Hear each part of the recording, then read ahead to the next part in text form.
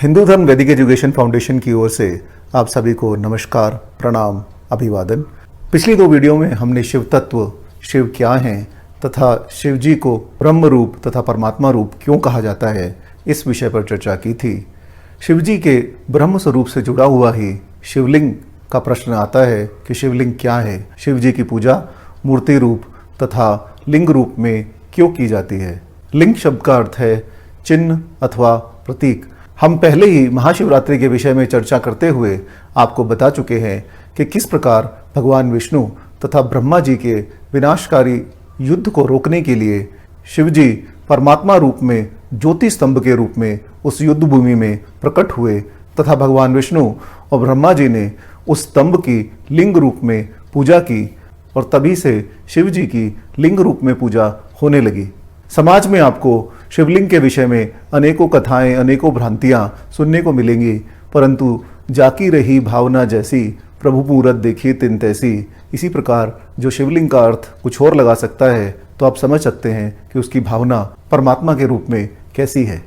जैसा कि हमने आपको पहले बताया कि शिव जी परमपिता परमात्मा भी हैं और स्वयं ब्रह्म रूप हैं, इसलिए शिव जी का पूजन निराकार तथा साकार दोनों रूपों में किया जाता है। साक्षात परब्रह्म शिव जी सकल और निष्कल परमात्मा के दोनों रूप हैं।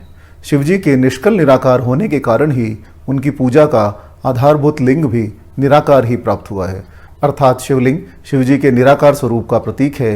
यही कारण है कि शिव जी की पूजा सकल रूप मूर्ति रूप में और निराकार रूप चिन्ह रूप में की जाती है। लिंग निराकार और लिंगी साकार रूप को दर्शाता है। स्वयं महादेव ने शिव महापुराण में कहा है, सकलम निष्कलम चेति स्वरूप द्वय मस्ति में नानस्य कश्चित स्मादन्य सर्वोप्यनीश्वरः पुरुषतात स्तंभ रूपेण पश्चात रूपेण चार्वको ब्रह्मत्वम निष्कलम प्रोक्तम मीश्वतम सकलम तथा द्वयम ममेव संसिद्धम न मंदस्य कस्यचित। अर्थात मेरे दो रूप हैं, सकल तथा निष्कल। अन्य किसी के भी इस प्रकार के दो रूप नहीं हैं। पहले मैं स्तंभ रूप में उत्पन्न हुआ, फिर अपने साक्षात रूप में। ब्रह्म भाव मेरा निष्कल रूप है और महेश्वर भाव मेरा सकल रूप। यह दोनों ही मेरे सिद्ध रूप हैं। पहले मेरी ब्रह्म रूपता का बोध कराने के लिए मैं निष्काम लिंग रूप में प्रकट हुआ था, फिर अज्ञात ईशत्व को साक्षात कराने के लिए मैं साक्षात जगदीश्वर ही सकल रूप में तत्काल प्रकट हो गया।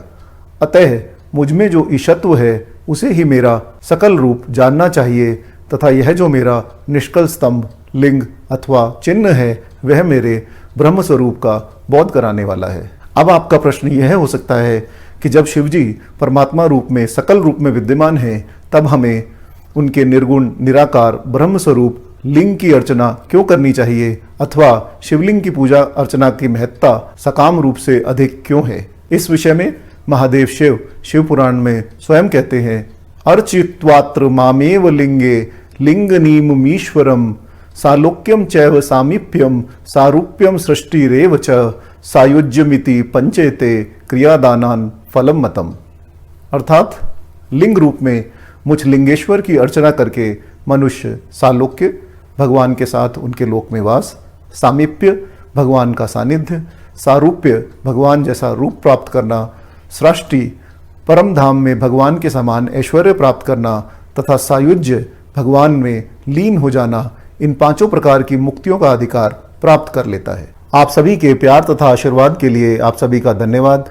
हमारे साथ इसी प्रकार बने रहिए। अगले भाग में हम शिवालय रहस्य पर चर्चा करेंगे। ओम वामदेवाय नमो ज्येष्ठाय नमः, श्रेष्ठाय नमो रुद्राय नमः, काले नमः कल विकरणाय, नमो बल विकरणाय, नमो बलाय, नमो बल प्रमथनाय, नमः सर्वभूत दमनाय, नमो मनो मनाय नमः।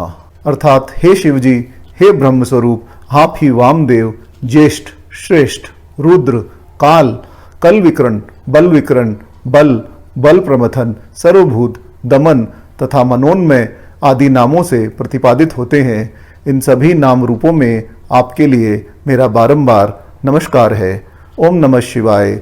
ओम नमो भगवते वासुदेवाय।